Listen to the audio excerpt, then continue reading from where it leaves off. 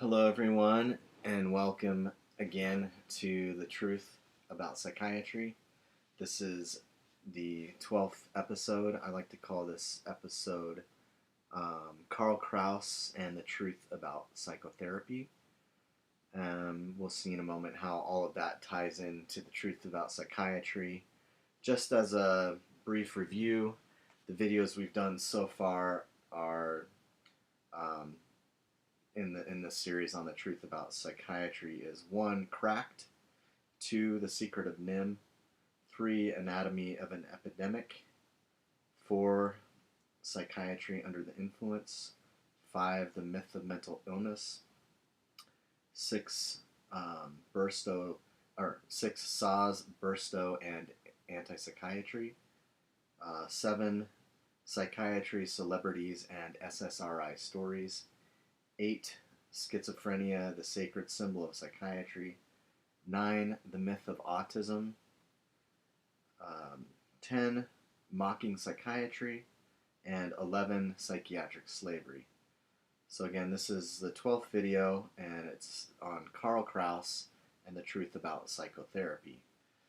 And as I begin, I just wanted to make a note about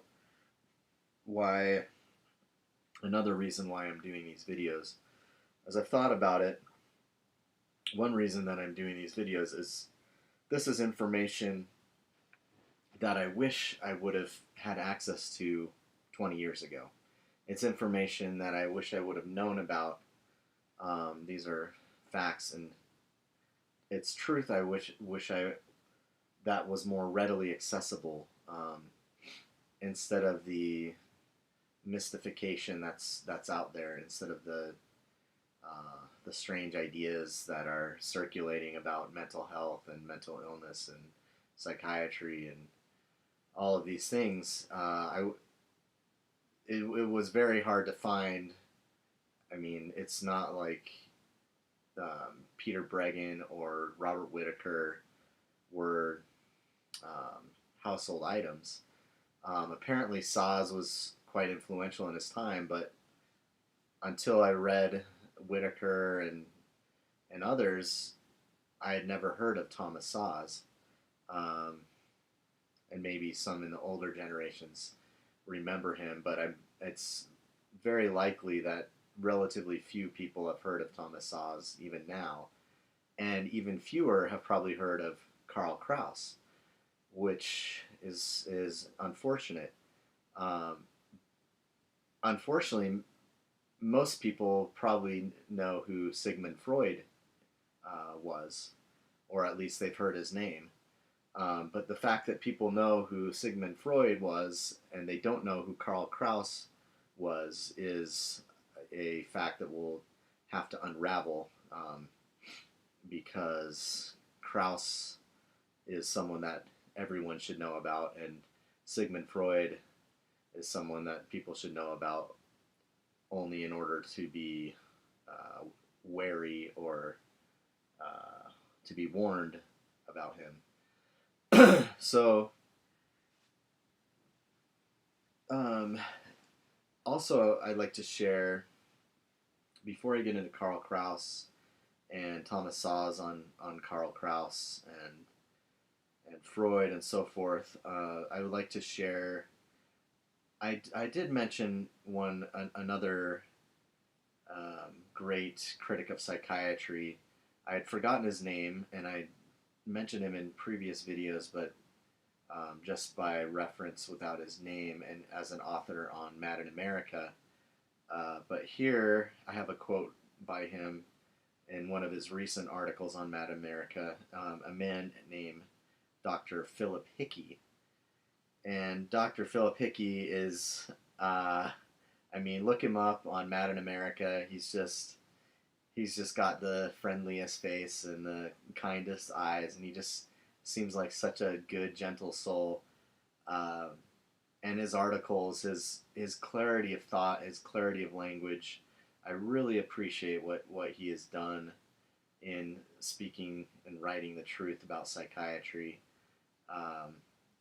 I'm not exactly sure what his his background is or how he got how he got interested in psychiatry and anti-psychiatry, but he's a genius and just an excellent writer.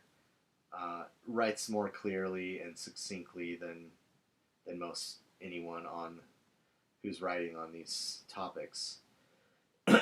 So, in a recent article, he wrote, quote, "Psychiatry is not something good that needs minor adjustments. Rather, it is something fundamentally flawed and rotten, based on spurious premises and devoid of even a semblance of critical self-scrutiny. It is utterly and totally irremediable. It has locked itself into the falsehood that every problem is an illness, and for every illness there is a drug from which it cannot extricate itself. It is nothing more than legalized drug pushing, endlessly attempting to mask its guilt by proclaiming its innocence, vilifying its critics, and calling for more treatment. It has built into itself the seeds of its own destruction, and will eventually fade away as its credibility dwindles and more potential recruits recognize a sordid reality and seek careers in genuine, ethically driven medicine." I just love the straightforward clarity of this particular remark, and appreciate the great work that Phil Hickey has done and continues to do, publishing on Mad in America and speaking and writing the truth about psychiatry. I've mentioned in past videos, Aldous Huxley's Brave New World, and I came across, this is also, I have a blog post about this, a little post on Brave New World and the role of the drug soma in this book. So if you've never read Brave New World, I highly recommend it. I mean, these days during this pandemic, it's a good time to read George Orwell's 1984, to read Brave New World, Darkness at Noon, Arthur Koestler, and all any what do you call it, apocalyptic or post-apocalyptic literature. But this, I think, Huxley was particularly prescient in concerning the way that modern tyranny will work, and the connection with psychiatry is clear to those who understand the history of psychiatry and who read the Aldous Huxley's Brave New World. They can see just the connections with psychiatry all throughout, especially with regard to the drug soma. But there's also, so Aldous Huxley wrote a letter to George Orwell, and in this letter he makes an interesting comment that I think is worth keeping in mind as we explore the truth about psychiatry. So here's an excerpt from Aldous Huxley's letter to George Orwell. Quote, "Within the next generation, I believe that the world's rulers will discover that infant conditioning and narco-hypnosis are more efficient as instruments of government than clubs and prisons, and that the lust for power can be just as completely satisfied by suggesting people into loving their servitude as by flogging and kicking them into obedience. In other words, I feel that the nightmare of 1984 is destined to modulate into the nightmare of a world having more resemblance to that which I imagined in Brave New World. The change will be brought about as a result of a felt need for increased efficiency. Meanwhile, of course, there may be large-scale biological and atomic war, in which case we shall have nightmares of other and scarcely imaginable kinds." So this is an interesting letter from Huxley to Orwell, both who've written incredibly prescient and fascinating books about tyranny and the excesses of the modern world. And as we can see here, Huxley is suggesting something that I think is maybe closer to what psychiatry does, I mean, in some ways, psychiatry flogs and kicks people into obedience. In some ways, it's the 1984 boot on your face kind of tyranny. But in other ways, it's suggesting people into loving their servitude. So there's another author on Man in America, a guy named Lawrence Kemelson, I think his name is, and he likes to write about how psychiatry has, you know, basically is like a nanny state that's created this vast army of imbeciles and um, vast crowd of people basically who have come to, as Huxley says, have been suggested into loving their servitude. In some ways, he's right, although I don't like the way that he writes because I think sometimes it amounts to victim blaming, or basically lots of people are being duped by psychiatry, and not all of them are dumb. There are lots of smart people who have been fooled by psychiatry, and I don't blame them. So, and Kemelson kind of he writes from a doctor's standpoint because in his practice he's noticed that there are people coming to him all the time that are just begging for drugs and wanting to be sedated and basically like believing um, that they're mentally ill and basically they believing all the myths of psychiatry automatically and that somehow um, psychiatry or the state is just automatically going to take care of them. And I'm not saying that that's not a problem. I'm just saying that the reality is that a lot of good people, and I mean, I think most people, if you're a human being, you go through difficult things in life. And some of those difficult things may include, mourning after the death of a loved one. It could include feelings of depression after giving birth. It could include feelings of anxiety because of a pandemic. It could include, um, feelings of loneliness and depression from isolation. There's all sorts of problems of emotional and even a um, maybe I would, in contrast to what people call mental illness, I would say that people have mental and emotional struggles that are real, that are a real part of mortality. And it's hard. Like, life is freaking hard for a lot of us. Um, so I'm not denying the fact that life is hard. That's a truth that should be better understood. In fact, if it were better understood that life is hard and that it's meant to be hard, then I think we'd be less inclined to think of health as the be all and end all of our existence, or also to think of somehow that the state that governments have a duty to to provide for our health. I mean, it's a really strange concept that somehow is now taken for granted that even to question it seems heretical that healthcare doesn't everyone have a right to healthcare? I mean, okay, let's think about this a little bit. Um, I'm getting a little sidetracked here from Huxley and George Orwell, but the main point I'm trying to make is back to Kemelson. Is he has a tendency to blame victims of psychiatry when in reality, I mean,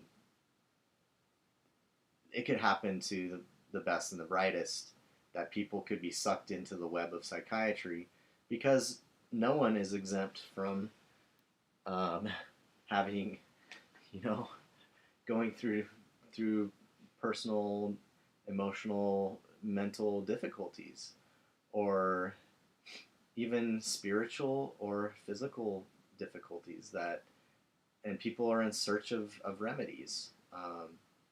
But sometimes one of the best remedies is realizing that, you know, life, um, and it's hardest when you're in the middle of a difficult trial, that life wasn't meant to be just a cakewalk.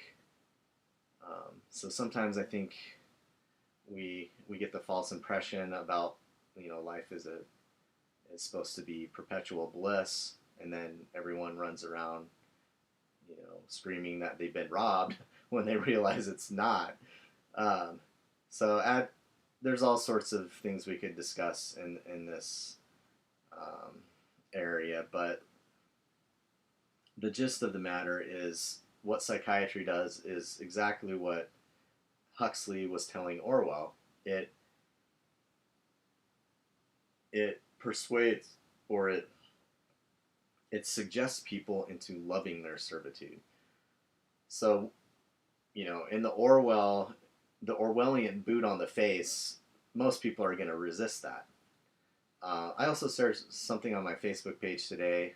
Now I'm really getting off on a tangent. We'll get to Karl Kraus and all of this in a minute, but I shared something on my Facebook page today about Malcolm Muggeridge, and he shared a thought about frogs being placed in tepid water and then gradually the temperature being raised until they're boiled alive. I've never tried this experiment. I maybe wouldn't suggest it to you. I'm guessing that frogs would jump out, but if not, it seems like a good metaphor for what psychiatry does, and also the world that we live in today. That we're like frogs who've been placed in this tepid water, and as you know, governments or psychiatry or whatever it is gradually turns up the heat, and we're getting boiled alive without even knowing it. We're much more likely to resist a boot on the face than we are a uh, a a dangerous chemical that is presented to us as a medical remedy or a magic bullet, as Robert Whitaker puts it, or even we're much more likely to resist, you know, the the in your face kind of tyranny, the upfront tyranny, as opposed to the gradual being lulled into. This is a term in the Book of Mormon. Highly recommend if you read it if you've never read it. That people will be lulled into carnal security. So this is, you know, the devil doesn't work just by, you know, tempting you to do something terrible all at once. That it's much more likely a gradual, and C.S. Lewis talks about this, and I think in Screw Tape Letters and so forth. So we have to be alert and wary all the time about being in this water that's being, you know, being turned up gradually, lest we be boiled alive or being lulled into carnal security, or as Aldous Huxley puts it, that we come to love our servitude. So, and I don't think we can ever be too watchful or vigilant concerning the freedom that we're given. Freedom is not free, and it is never. There's always been a price for freedom. I think it was Reagan who said it's not passed down in the bloodstream, and it's always one generation away from, you know, being extinct. And if we forget where freedom comes from and the price that is paid for it, we're more likely to be lulled into loving our servitude. Anyway, that was a huge tangent on uh, on Brave New World and Huxley's Letter to Orwell. So now we can get into Karl Kraus and Thomas Szasz on Karl Kraus. So who is Karl Kraus? Has anyone heard of Karl Kraus? I had never heard of this guy. Just like I had never heard of Thomas Szasz, and I wish I would have. No one's heard of Karl Kraus. Maybe someone has. Thomas Szasz has a couple of books.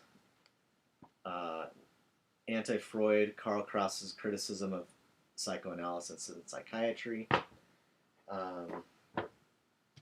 We'll also discuss a little bit this book today, Thomas Szasz, The Myth of Psychotherapy, obviously building off of the myth of mental illness. Maybe a couple more books to reference, The Ethics of Psychoanalysis, The Theory and Method of Autonomous Psychotherapy by Thomas Szasz. This is actually one of my least favorite books by Thomas Szasz, so we're not going to talk about it too much. But it's just to show that it's one of his early books, I think, before he matured a little more intellectually and came to understand the truth about psychiatry a little better. So, but he was writing and thinking about psychoanalysis, psychotherapy. I had a good question from on my, let's see if I can find it, on my YouTube video. One of the listeners or people who's watching the videos asked a question about Thomas Szasz and his life. Did he practice psychotherapy? What were his thoughts on Freud and so forth? It's an excellent question. And I reference this book, Szasz Under Fire, The Psychiatric Abolitionist Faces His Critics, because it begins with an autobiographical sketch that I think would be valuable for anyone to read to learn about the life of Thomas Szasz. So, yeah, in answer to that question, I recall that Szasz did study, did practice psychotherapy. He even, I think he was early in his career, he was even more open to Freud and psychotherapy, and saw patients and all of that. But you could read this autobiographical sketch and find out more about that. So Karl Kraus was an Austrian writer and journalist, a satirist, an essayist, an aphorist, playwright, and poet. This is from the Wikipedia page. He directed his satire at the press, German culture, and German and Austrian politics, and he should have added at psychiatry and psychoanalysis, as Thomas Szasz points out. He was nominated for the Nobel Prize in Literature 3 times. So, smart dude. Born on April 28th, 1874, died June 12th, 1936. And born to a Jewish family. He was a law student at the University of Vienna. He unsuccessfully tried to perform as an actor in a small theater, and then he changed his field of studies to philosophy and German literature. And then a little bit about his career. He wrote prolifically, and he started a journal. Let's see if I can pronounce the German, Die Fackel, the Torch. So this that always struck me as a great name for a journal. If I ever start a journal, I might like to call it something like that, the Torch. I really like that. But in this journal, he wrote a lot of satire and aphorisms, and he was highly critical of, as Szasz will show us, was highly critical of Freud and psychoanalysis. So yeah, Kraus was the subject of 2 books by Thomas Szasz. One of them is Karl Kraus and the Soul Doctors. So that's one I haven't read yet, but I would love to read it. I'm probably going to order it as soon as I'm done making this video. Um, but the other one that we're going to talk about today is Anti-Freud, Karl Kraus's Criticism of Psychoanalysis and Psychiatry. So that's a little introduction to who was Karl Kraus. And Thomas Szasz loved this guy and even translated some of his works. So I guess Szasz was a pretty smart guy. I guess he's from Hungary, right? But apparently he knew German well enough to translate these books of or these writings of Karl Kraus. So let's delve into Thomas Szasz Anti-Freud, and I'm just gonna read a little bit from my blog here and pause to comment when necessary. Sigmund Freud was a fraud. He was a charlatan of the highest order. Yet his pernicious ideas have not only survived, but thrived. In his book, Anti-Freud, Karl Kraus's Criticism of Psychoanalysis and Psychiatry, Thomas Szasz reveals the truth about Freud through a careful study of one of Freud's earliest and most insightful critics, Karl Kraus. A modern critic of psychiatry recently attempted to defend Freud and psychoanalysis by claiming that Freud was, quote, the first anti-psychiatrist. Nothing could be further from the truth. In fact, the exact opposite is true. The honor that is due to the first anti-psychiatrist more rightly belongs to Freud's contemporary and one of his fiercest critics, Karl Kraus. So in the Wikipedia page, there's an author who claims that Szasz was that Kraus actually respected Freud, and that Szasz was a little too black and white in his thinking. But I think even Szasz, in some of his books, he has written respectfully of certain aspects of Freud's thought. So I wouldn't put it past Kraus either to pick out what was good, if anything, in Freud's thought. But that is something to explore further. In the meantime, based on what I've read of Kraus's actual writings and what I've read of Szasz's actual writings, whatever respect they had for Freud is certainly overwhelmed by their fierce critique of Freud's chicanery, or I learned a new word the other day, skullduggery. I don't know if that's how you pronounce it, but I think that's what is another word for like fraudulence. And so yeah, I think that's both Szasz and Kraus were critical of Freud's skullduggery. So Szasz appreciates Kraus not only for his bold opposition to psychiatry and psychoanalysis, but also because Kraus was a proponent of individual liberty and responsibility. Unlike Freud, he was, in Szasz's estimation, a man of integrity. So Kraus was a man of integrity. Szasz was a man of integrity.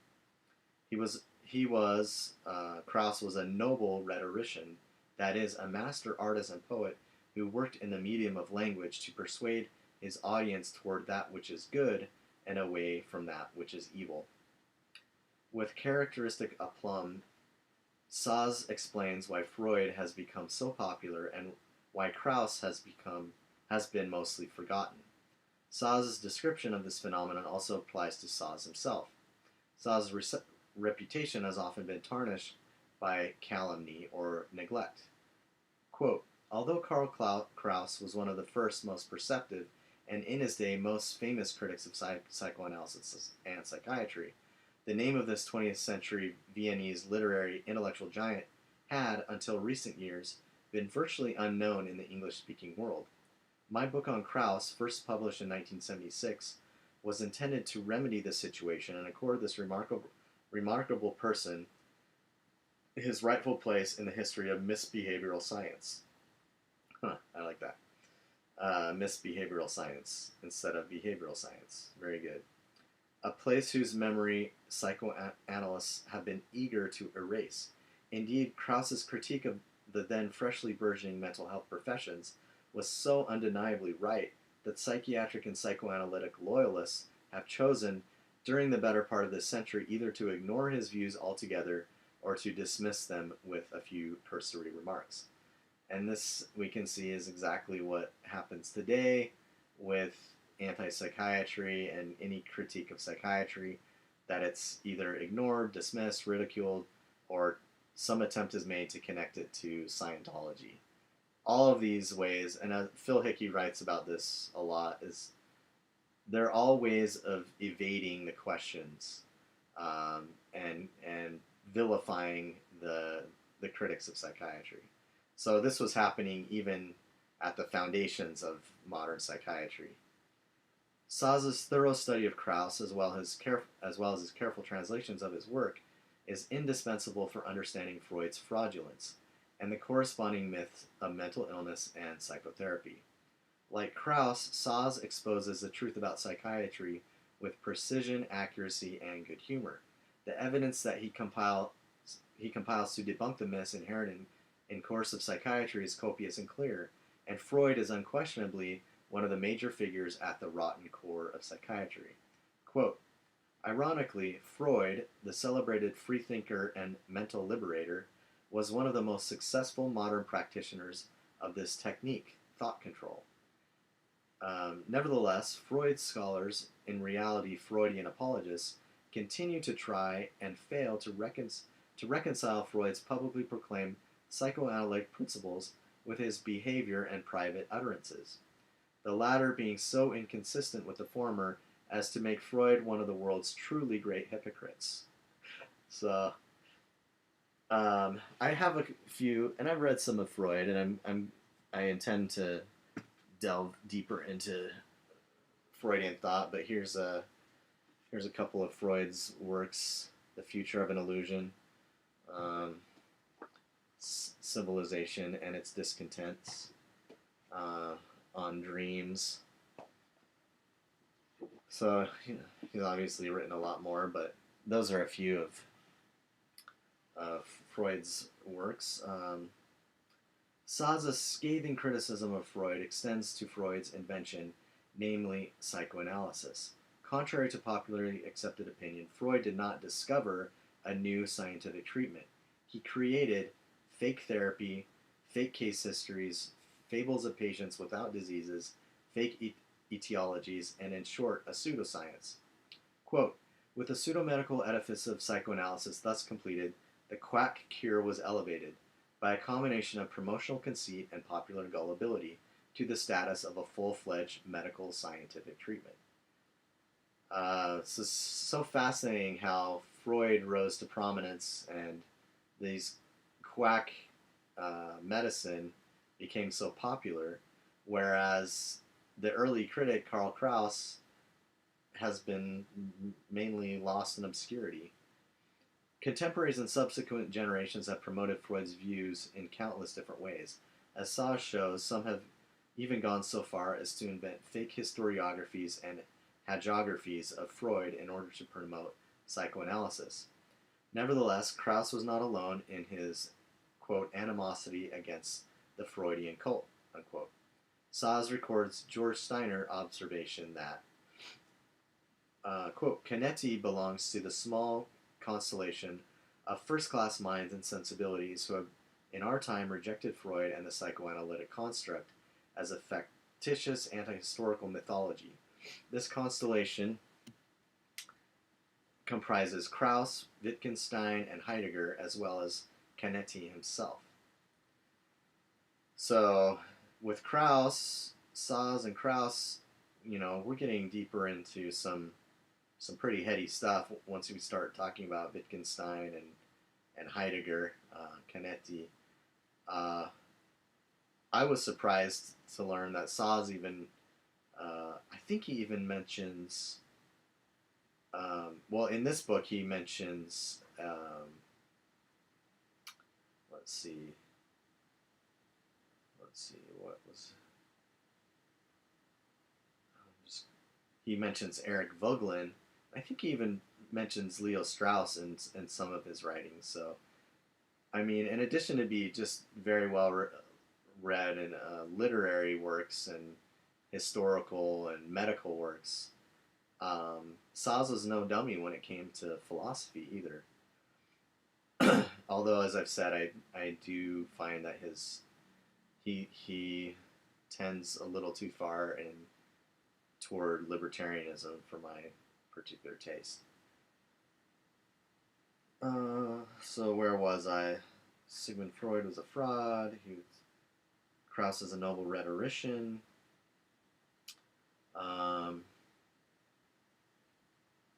Okay, here we go. I was talking about Canetti and Heidegger, Wittgenstein. Szasz identifies Kraus as a noble rhetorician, for which for Szasz is greater than a satirist, a poet, or a polemicist. He also explains why Kraus's work has been unjustly neglected.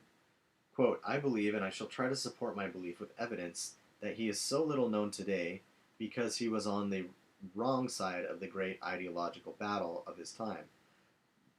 I further believe that he remains untranslated, not so much because his German is so difficult, though it surely is, as because his writings run against the grain of our contemporary intellectual mores, even more than they did against his.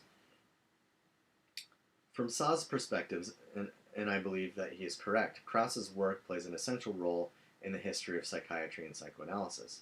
Quote, let me say here only that a history of the formative years of psychoanalysis without Kraus, which is how all histories have so far been written, is like the cultural history of Europe during the French Revolution without Edmund Burke, or the political history of America without the Anti-Federalist Papers, or the medical history of infectious diseases without Ignaz Semmelweis, or the contemporary history of Russia without Alexander Solzhenitsyn.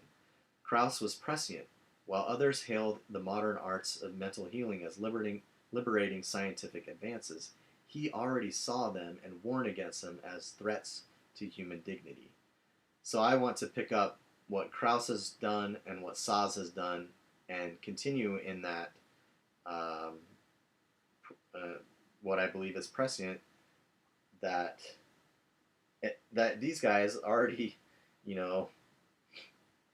more than a century ago, or let's see, when did I say it was Kraus died in 1936?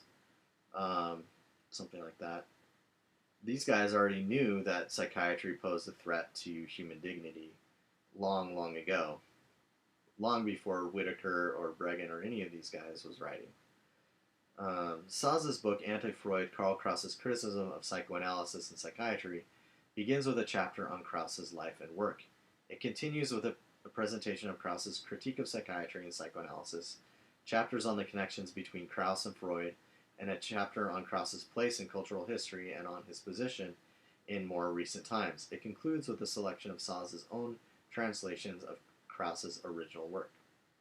Szasz's hope was to present Karl Kraus as, quote, a pioneer critic of psychiatry and psychoanalysis to people who still care about human dignity.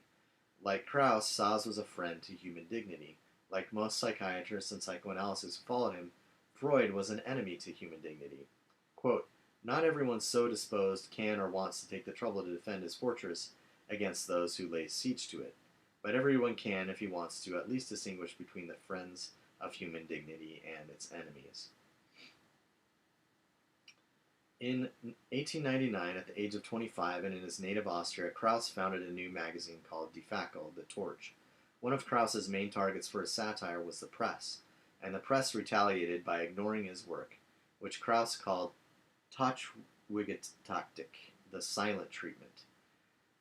This same tactic has been used against Thomas Szasz himself. Although he is a prolific author who has published 35 books and even more scholarly papers, in most circles Szasz has been given the silent treatment. To remedy this problem, and in the continuing battle against coercive psychiatry, I offer a selection of quotes from Sasz's excellent book, Anti-Freud, Karl Kraus's Criticism of Psychoanalysis and Psychiatry. My hope is that the works of both Szasz and Kraus will no longer remain obscured because of Totschweigetactik, or the silent treatment. So I've already read a few quotes from the book, but I'm going to continue and share.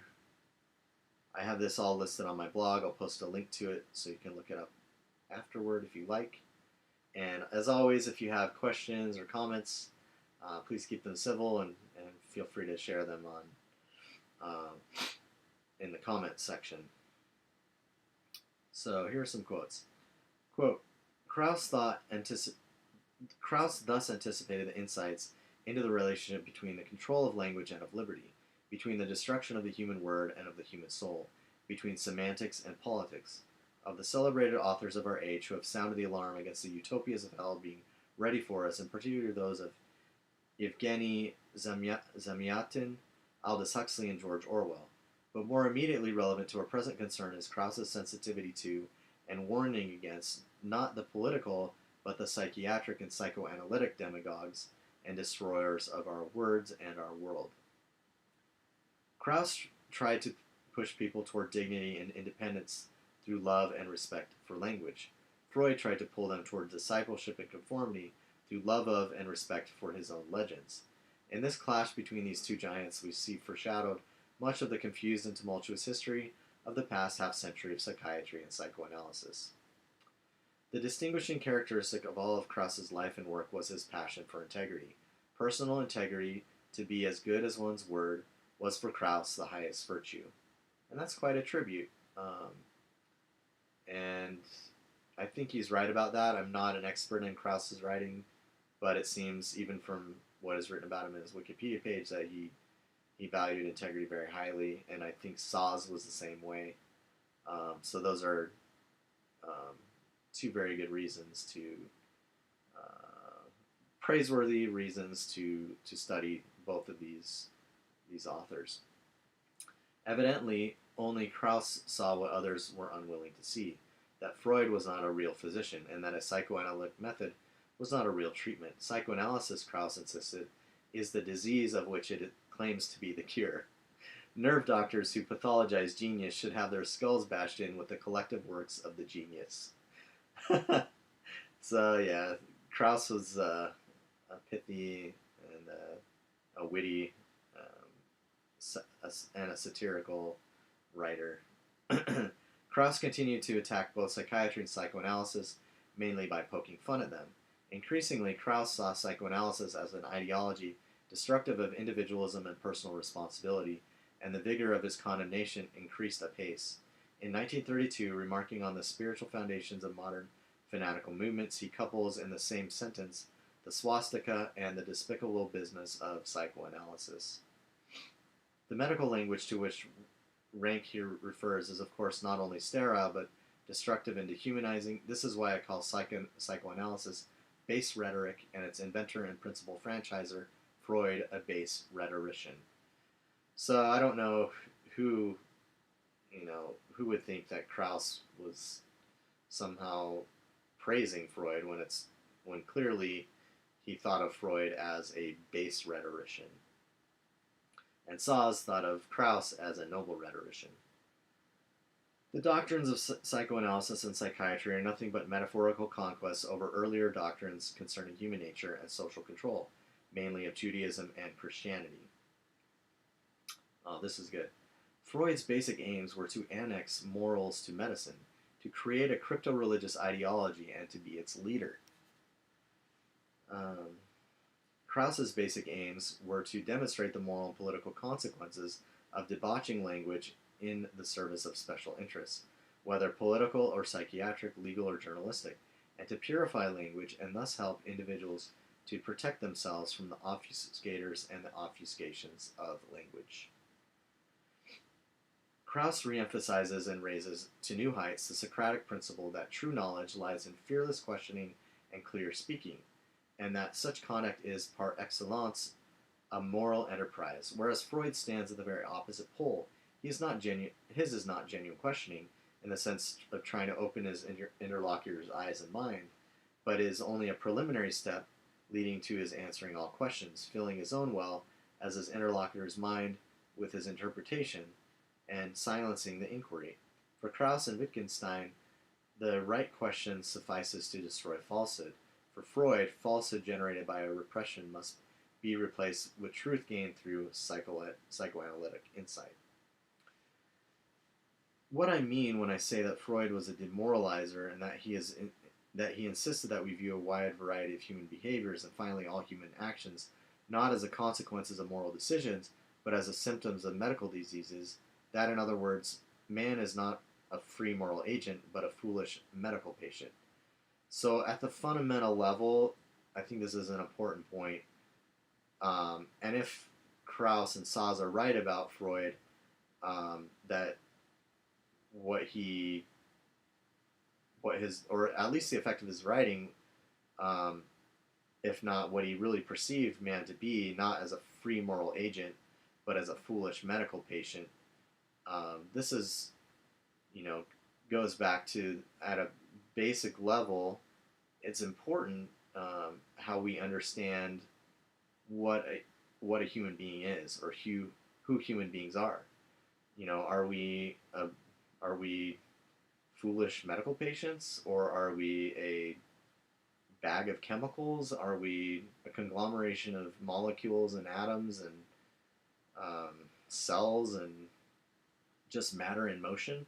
Like, what is a human being? It's important to get clear on what a human being is, and I think, as we can see from Szasz's writings, that he clearly believed that human beings were free and responsible moral agents.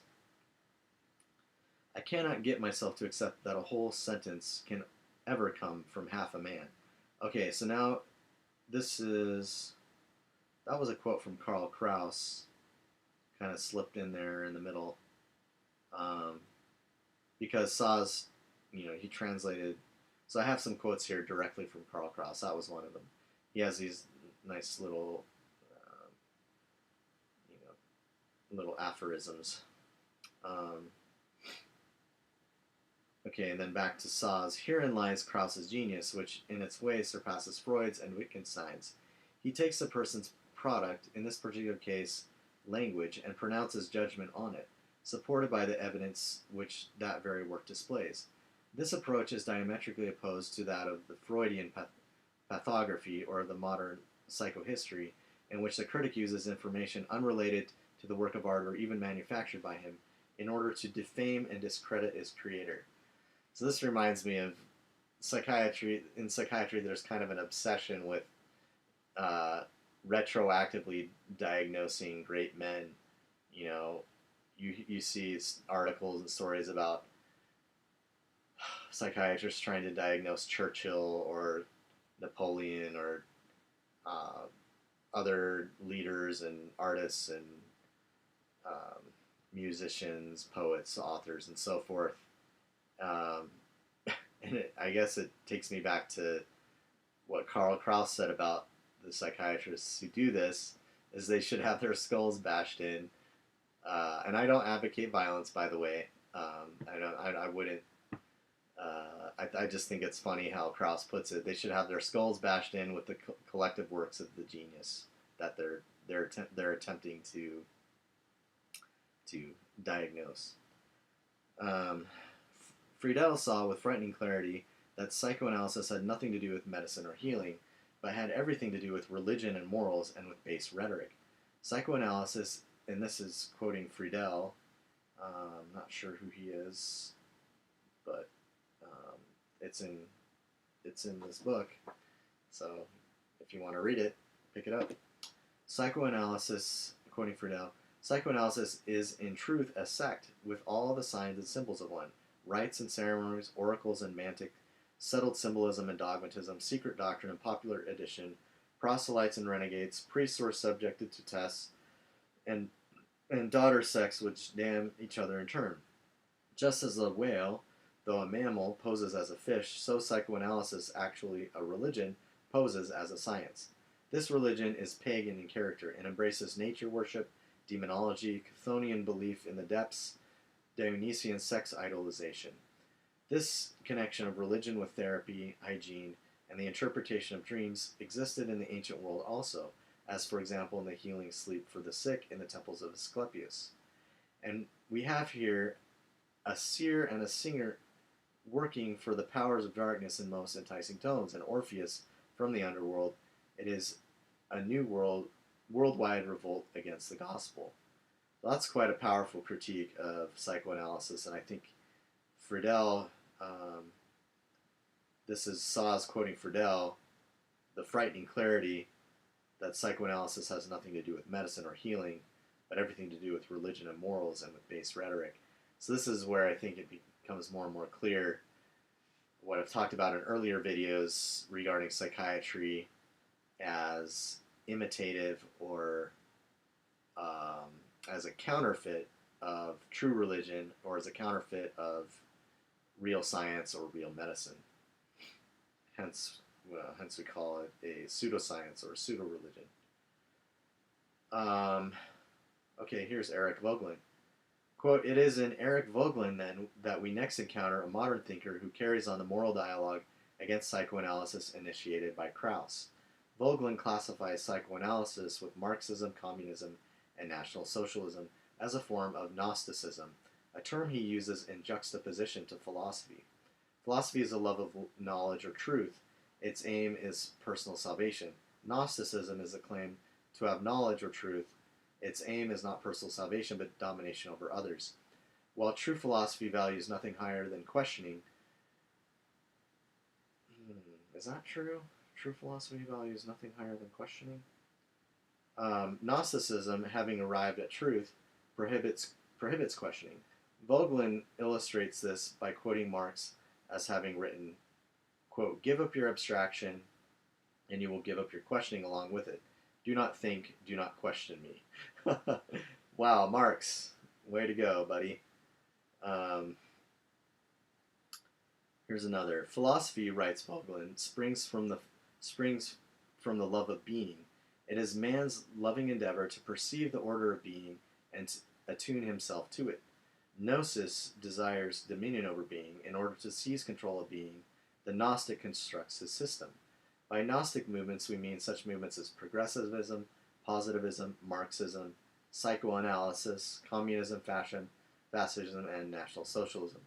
We are not dealing, therefore, in all of these cases with political mass movements. Some of them would be more accurately be characterized as intellectual movements, for example, positivism, neo-positivism, and the variants of psychoanalysis. However, these movements have had, if not the form, at least the success of political mass movements, in that their theories and jargons have shaped the thinking of millions of people in the Western world, very often without their being aware of it.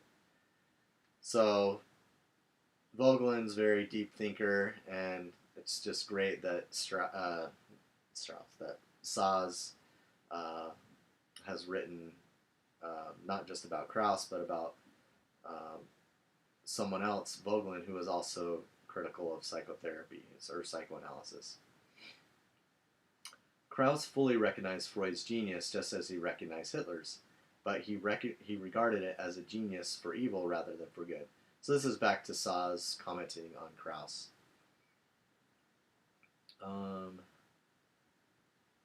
Let's see, I don't want to read the whole book to you, but there's just so many great quotes in here that I've pulled out.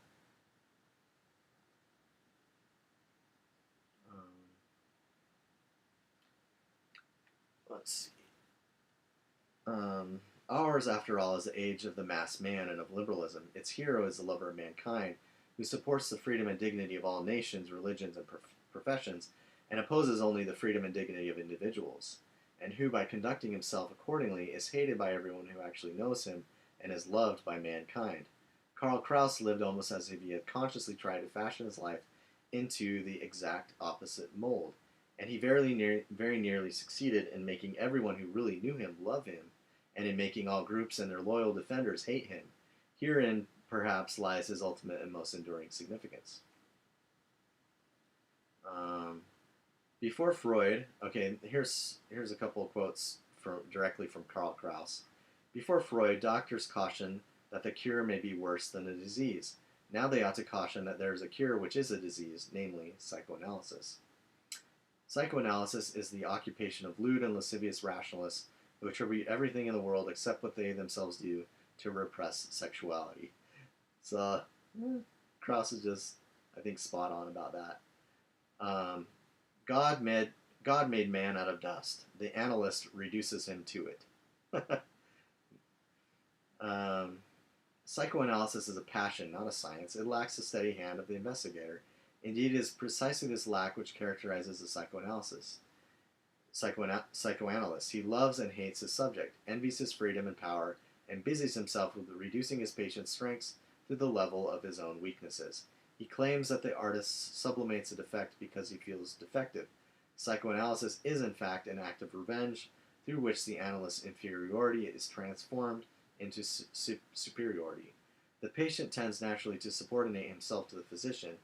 This is why today every idiot wants to treat every genius. But no matter how hard the physician tries to explain genius, all he can come up with is his own lack of it. Genius requires no explanation. Moreover, efforts to explain genius are usually only defenses of mediocrity against it. Hence, there is only one justification for the existence of psychoanalysis.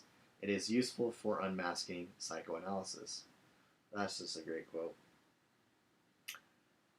Here's a good one. My unconscious knows more about the consciousness of the psychologist than his consciousness knows about my unconscious. That's one to chew on for a minute.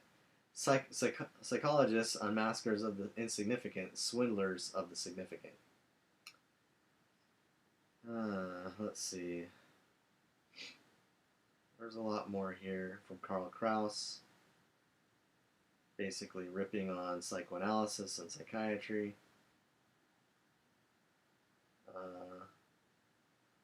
Let's see.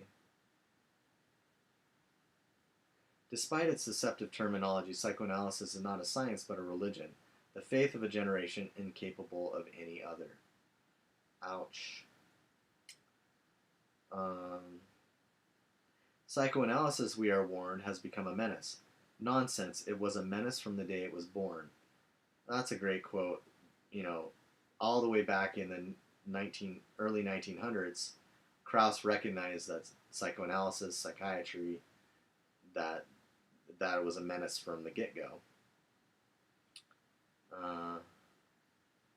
The difference between mad doctors and other madmen is roughly the same as that between convex and concave folly. Enough of this humbug that has fooled mankind for so long. I mean, this was in the early 1900s. Szasz is repeating this, you know, in the 60s and later. And I just love this quote. Enough of this humbug that has fooled mankind for so long. Psychiatry is humbug. Enough. It's time to have done with it. That's why it needs to be abolished, as Szasz clearly indicated. I detest, this is Kraus again, I detest psychiatry because it feeds the individual's hunger for power, and because, like journalism, it carries with itself vast potentialities for its abuse. I see the psychiatrist whose capacity for well-considered action, and hence his talents for corruptibility, I consider slight, as essentially feeble-minded. Then there's a bunch of little pithy aphorisms here. Away with the doctors and lawyers. This world belongs to the poets.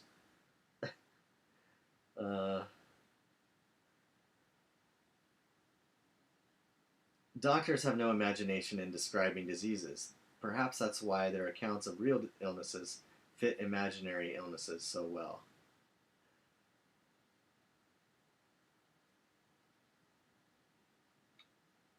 I possess the happy combination of a great talent for psychology with an even greater talent for seeing through it. So he's critical of psychology as well, and that is a distinction that needs to be made, because often people hear the term psychiatry, they might confuse it with psychology, and then psychoanalysis. So you have all these different terms floating around, but this video series has been on the truth about psychiatry specifically, but there are ways in which psychology, and as we've seen today, psychoanalysis they're all connected. So I like what Karl Kraus has said: his talent for psychology, but his even greater talent for seeing through it. Because I write about everyday events, my readers believe that I write for today. I must wait until my remarks are out of date. Then perhaps they will be timely. So those are a few of quotes from Karl Kraus and in Thomas Szasz' book, Karl Kraus's Anti-Freud, Karl Kraus's criticism of psychoanalysis and psychiatry. So I highly recommend this book. I did mention this book by Szasz, The Ethics of Psychoanalysis. He wrote this early in his career. It's one of my least favorite books by Szasz.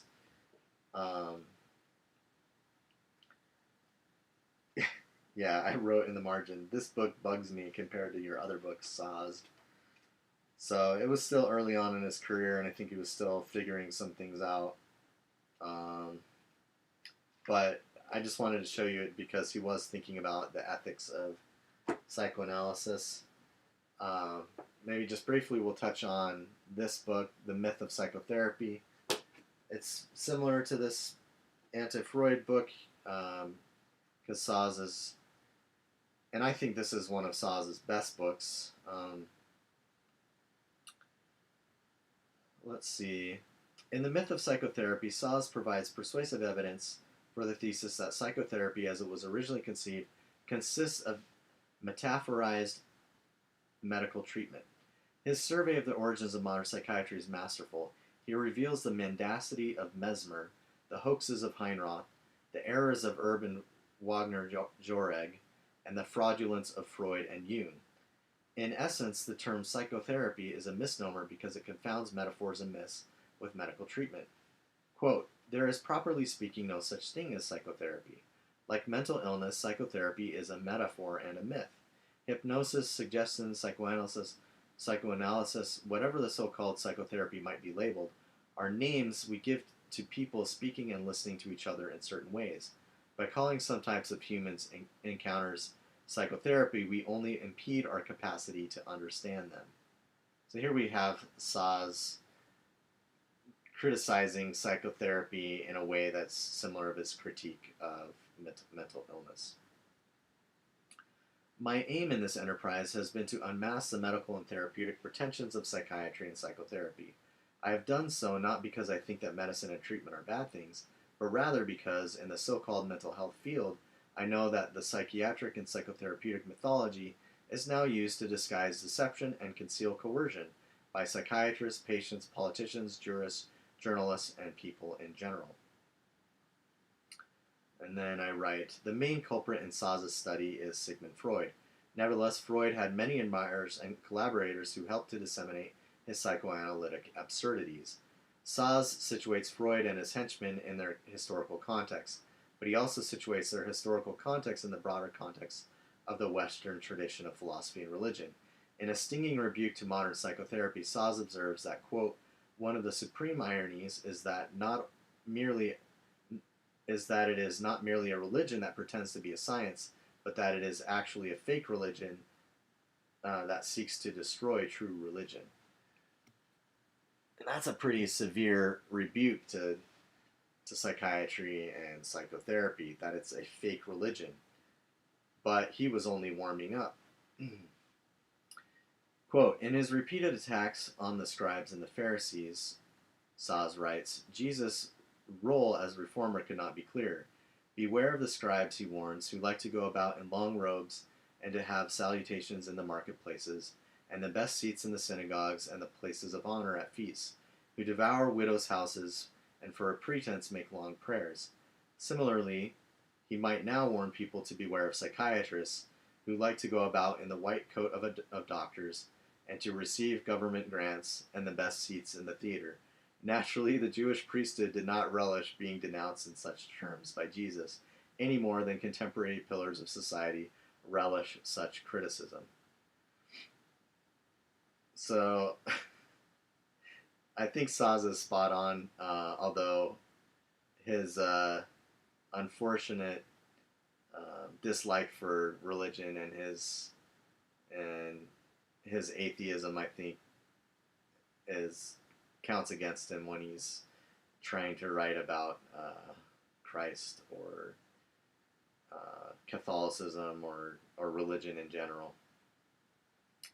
Szasz relegates Freud and his followers to the ancient category of base rhetoricians and sophists, rather than honoring them with the medical titles with which they sought to aggrandize themselves.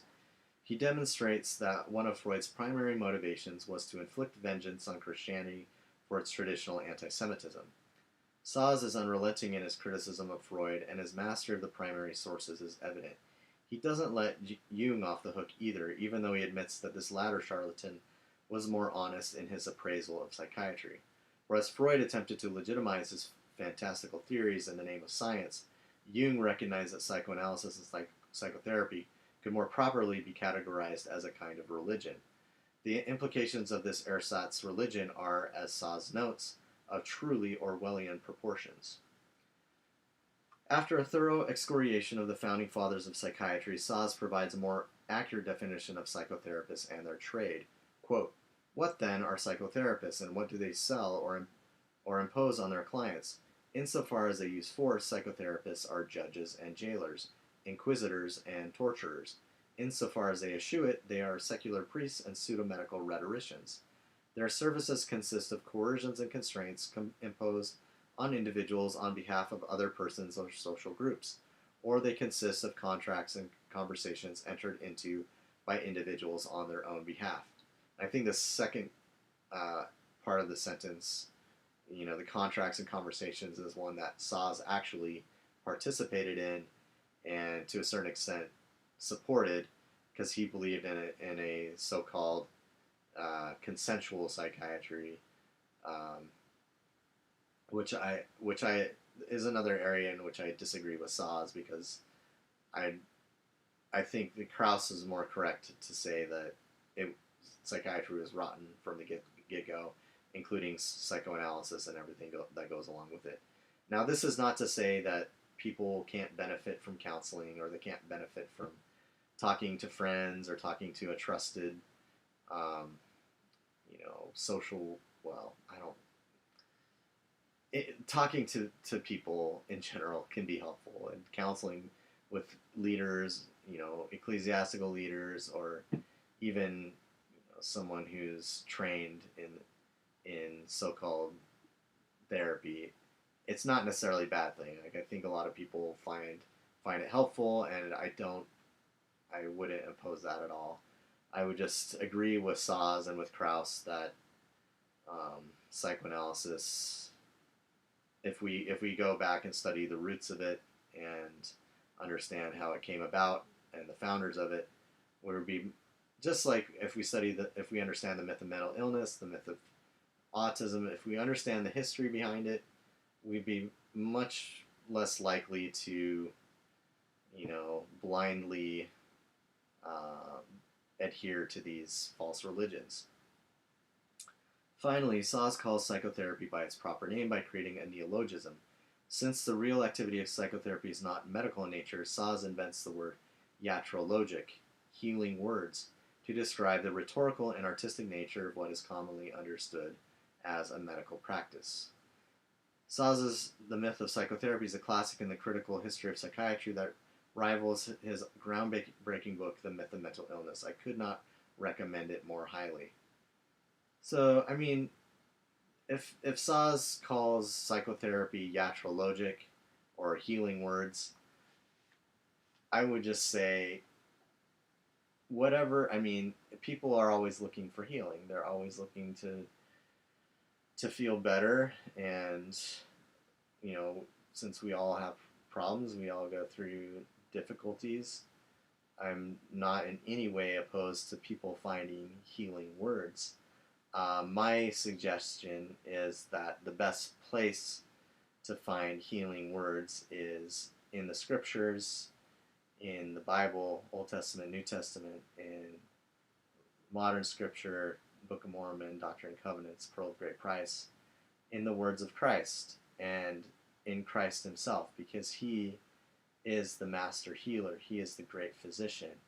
This is not to say that we shouldn't seek out the best that medicine or medical care has to offer in anything. It's only to say, let's be smart about it. Let's think about this a little bit. Let's take good care of ourselves. Let's eat well. First of all, let's practice good nutrition. Let's exercise. I'm wearing my Nike soccer shirt today. I'm blessed because I got to play some tennis with my best friend today, and I love that. And it's important that we try as best we can to take good care of our bodies. That doesn't mean we're going to be immune from all the vicissitudes of mortality, from illness, disease. It just means we do our best, follow sound principles of health and nutrition and exercise, get good sleep, and that in our search for healing, that we don't neglect the master healer. And I think that sometimes that's what psychiatry tends to do, is to pose as a as a counterfeit of true healing, which in the long run is very detrimental to healing. So that's a little introduction to the myth of psychotherapy that goes along with Karl Kraus and the anti-Freud Karl Kraus's criticism of psychoanalysis and psychiatry. I think, and I've introduced the ethics of psychoanalysis. So I think we'll wrap it up with that. And just thanks for watching, and I hope you've enjoyed this. If you have comments or questions, please let me know. Put it in the comments below, and I'll see you soon.